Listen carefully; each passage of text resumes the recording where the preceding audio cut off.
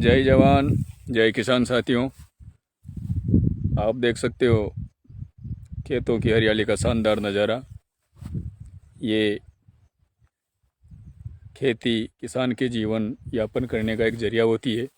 खेती किसान की माँ होती है और किसान के लिए खेती सर्वोपरि होती है। किसान का पेट और परिवार का पालन पोषण का जरिया एकमात्र खेती है। फसल को किसान बहुत ही कड़ी मेहनत से अपना खून पसीना देकर इसे उपजाता है। फसल की शुरुआत किसान बड़ी कठिनाई से करता है, सेठ साहूकारों से कर्जा लेकर करता है।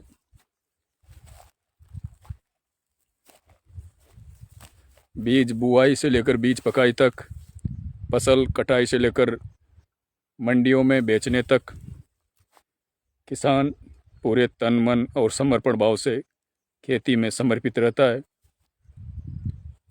हालांकि ये अटल सत्य है कि देश के सिस्टम में बैठे हुए लोग किसान की पीड़ा को समझ नहीं पा रहे और किसान को अपनी उपज का जो वाजिब मूल्य मिलना चाहिए वो मिल नहीं पा रहा है, क्योंकि किसान के द्वारा निर्वाचित हुए प्रतिनिधि इस चीज़ को समझ नहीं पाते।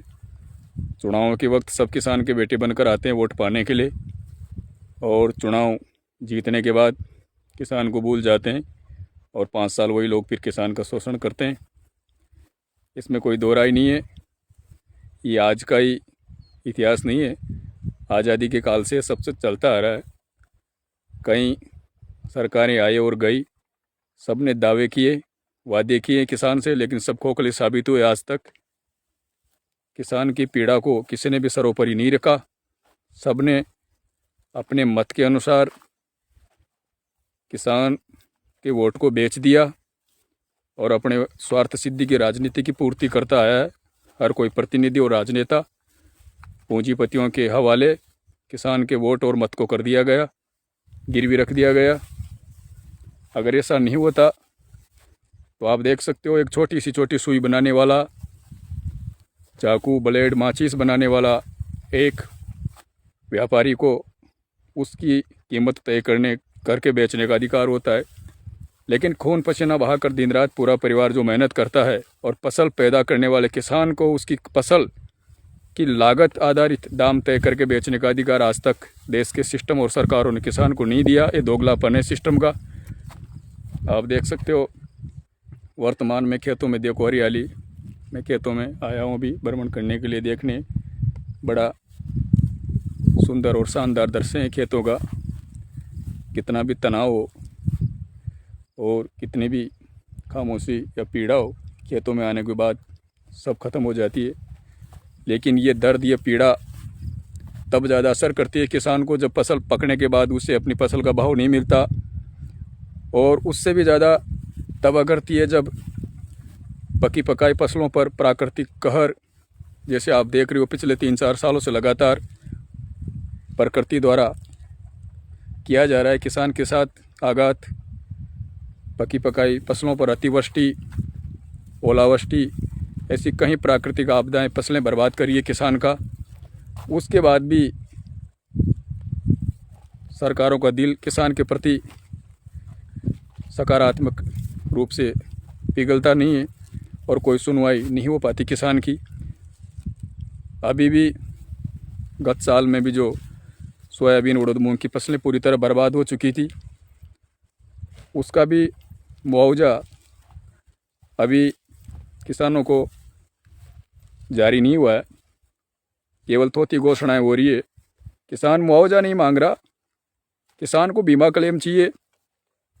जो फसल का बीमा काटा जाता है किसान से बैंकों द्वारा अपनी मनमर्जी से या सरकार द्वारा कहीं बार बार अभियान चलाए जाते हैं, बीमा कंपनियों के पक्ष में बीमा करवाया जाए। जिस सरलता के साथ किसान का बीमा बैंक द्वारा काटा जाता है, उसी सरलता के साथ फिर फसलों की बर्बादी पर किसान को बीमा क्लेम क्यों नहीं दिया जाता? ये बहुत बड़ा सवाल है आज और ये सोचने का विषय है।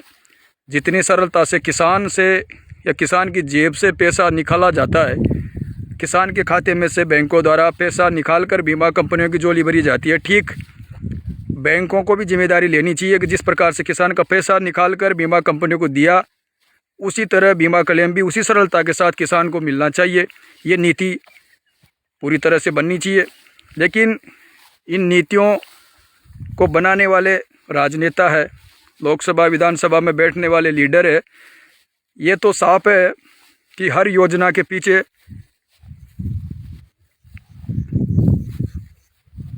लूट खसोट छुपी होती है। ये साफ दिख रहा है। जब एक तरफ से जिस व्यक्ति के नाम से बीमा कंपनी चल रही है, जिसका नाम का टैग लगा हुआ है प्रधानमंत्री फसल बीमा योजना किसानों के लिए, अगर उस व्यक्ति के नाम से भी अगर फसल बीमा का पैसा या फसल बीमा का क्लेम सरलता से अगर किसान को नहीं मिल रहा, तो ये तो बिल्कुल वाजिब है कि इसमें भी लूट है। और इस लूट में नीचे से ऊपर तक सारे लोग शामिल है किसान को लूटने के लिए, किसान की बर्बादी के हिस्सेदार है ये लोग। तो मेरी ये डिमांड है, किसानों को जो उड़द मूंग सोयाबीन की जो फसलें बर्बाद हुई थी, इनका बीमा क्लेम तत्काल जारी होना चाहिए। और किसानों की फसलों का जो लागत आधारित जो वाजिब जो लागत लगती है, उसका दाम मिलना चाहिए। ये कानून बने देश में और समान रूप से एक अधिकार मिले किसान को, सभी फसलों का लागत आधारित दाम मिले। और उससे नीचे ये आदेश पारित हो सरकार का कि जैसे पर समर्थन मूल्य सरकारें घोषित करती है, तो उस समर्थन मूल्य से किसान की फसल नीचे नहीं बिकनी चाहिए। अगर कोई भी व्यापारी या कोई मंडियों में या कहीं भी खुले रूप से अगर किसान की समर्थन मूल्य से जो उपज को नीचे खरीदता है, उसके खिलाफ सख्त कानूनी कार्रवाई होनी चाहिए। एक कानून ये भी होना चाहिए, जिस प्रकार से राजनेता चुनाव के वक्त बड़े बड़े दावे वादे करते हैं अपने घोषणा पत्र में, तो चुनाव जीतने के बाद वो घोषणा पत्र खोखले साबित होते हैं, उन दावों पर कोई अमल नहीं होता। तो राजनीतिक दलों का जो घोषणा पत्र होता है, उसे कानूनी मान्यता वैध कानूनी मान्यता मिलनी चाहिए, ताकि जनता के बीच में जिस प्रकार से वादे दावे, चाहे वो विधायक हो, सांसद हो, कोई भी हो, जनता उनके उन खोखले वादे और दावों को उनके खिलाफ कानूनी कार्रवाई अमल में ला सके, ताकि ऐसे झूठे दावे वादे इन पर रोक लग सके। ऐसे कहीं ऐसे मुद्दे हैं किसानों के जिन पर अमल होना चाहिए। वास्तव में किसान की आवाज़ उठाने वाला अभी वर्तमान में ना विधानसभा में ना लोकसभा में, केवल चुनाव के वक्त किसान के बेटे बनते हैं। चुनाव जीतने के बाद ऐसा लगता है जैसे सत्ताधारी सिस्टम के पट्टाधारी गुलाम बन जाते हैं लोग जाने के बाद, या समझौता कर लेते हैं, या कहीं न कहीं सेट हो जाते हैं, या बिक जाते हैं। सरल, ये तो सही बात है। आज तक ऐसा कोई भी साबित नहीं हुआ। चौधरी चरण सिंह जी थे, किसानों की बात करते थे। पहले राजनीति नीतिगत होती थी, जनमानस के आधार पर उनकी समस्याओं पर राजनीति होती थी। वर्तमान में राजनीति जातीय धर्म की हो रही है, देशता की हो रही है, कटुता की हो रही है, भेदभाव की हो रही है, एक दूसरे को बांटने की राजनीति हो रही है। एक दूसरे को बांटो राज करो, इस प्रकार की राजनीति वर्तमान में देखने को मिल रही है। किसान की कोई बात नहीं करता, केवल चुनाव के वक्त किसान याद आता है और चुनाव निकलने के बाद किसान को भूल जाते हैं। ऐसा नहीं होना चाहिए साथियों। वर्तमान में आप देख सकते हो डबल इंजन की सरकार है देश और प्रदेश में। ऐसे डबल इंजन की सरकारें पहले भी बनी है।